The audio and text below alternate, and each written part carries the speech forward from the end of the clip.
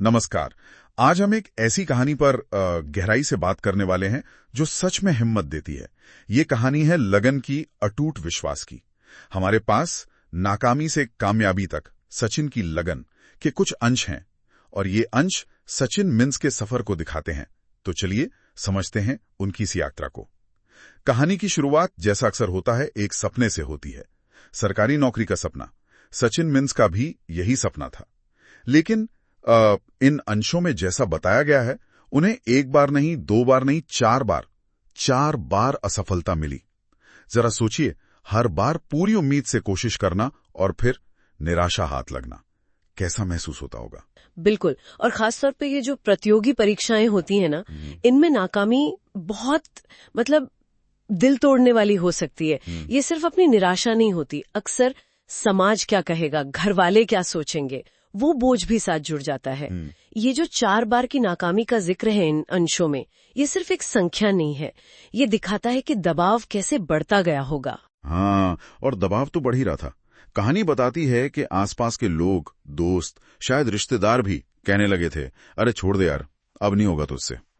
सोचिए, जब आप पहले ही गिरे हुए महसूस कर रहे हो और कोई ऐसी बात कह दे। बिल्कुल, हौसला टूट सकता है आसानी से, पर यहीं पर कहानी का असली मोड़ आता है।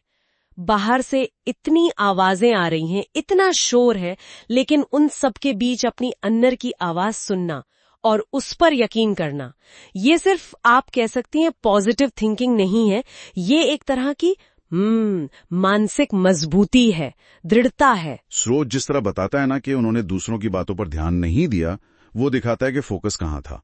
मंजूरी पर नहीं, लक्ष्य पर। बिल्कुल सही कहा, फोकस।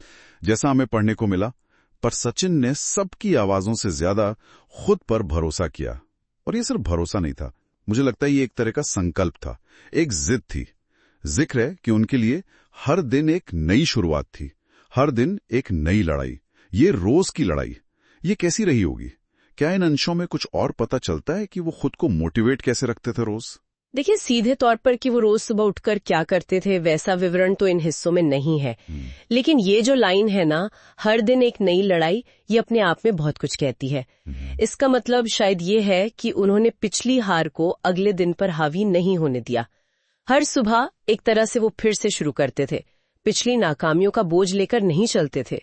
शायद वो रोज की छोटी छोटी प्रगति पर ध्यान देते होंगे, बजाय ये सोचने के कि मंजिल अभी कितनी दूर है। यही उनकी लगन का राज था, प्रक्रिया पर फोकस। हाँ, ये बात सोचने वाली है, रोज की लड़ाई पर ध्यान देना। और ये लड़ाई सिर्फ किताबों से नहीं होगी, है ना? वो जो शक मन में उठता है, जो निराशा घेरती है, उससे भी तो रोज लड़ना पड़ता होगा। बिल्कुल। स्रोत में आगे लिखा है, वो बस लगे रहे, रुके नहीं। ये लगे रहना शायद यही सबसे मुश्किल काम है। जब नतीजे नहीं दिख रहे हो, तब भी चलते रहना। बिल्कुल, निश्चित रूप से। यहीं पर आप मेहनत और लगन का फर्क साफ देख सकती हैं। मेहनत तो शायद बहुत लोग करते हैं, पर बार बार गिरने के बाद भी उसी जोश से, उसी शिद्दत से लगे रहना बिना रुके, वो असाधारण लगन है। वो दिखाता है कि उनका जो विश्वास था ना अपने सपने पर, वो सिर्फ एक इच्छा नहीं थी, वो एक गहरी प्रतिबद्धता थी, एक कमिटमेंट। और फिर वो दिन आया, जैसा कि सच्ची कहानियों में, सच्ची मेहनत की कहानियों में होता है। उनकी जो प्रतिबद्धता थी, उसका फल मिला। इन अंशों का अंत बड़ा सुकून देने वाला है। और फिर उस दिन वो जीत गया, अपने सपने को हकीकत बना दिया। आखिरकार उनकी वो निरंतर कोशिशें रंग लाईं। वो पहुंच गए जहां पहुंचना चाहते थे। इस पूरी कहानी का जो सार है, जैसा लेखक ने भी इशारा किया है, वो एक बहुत मजबूत संदेश देता है।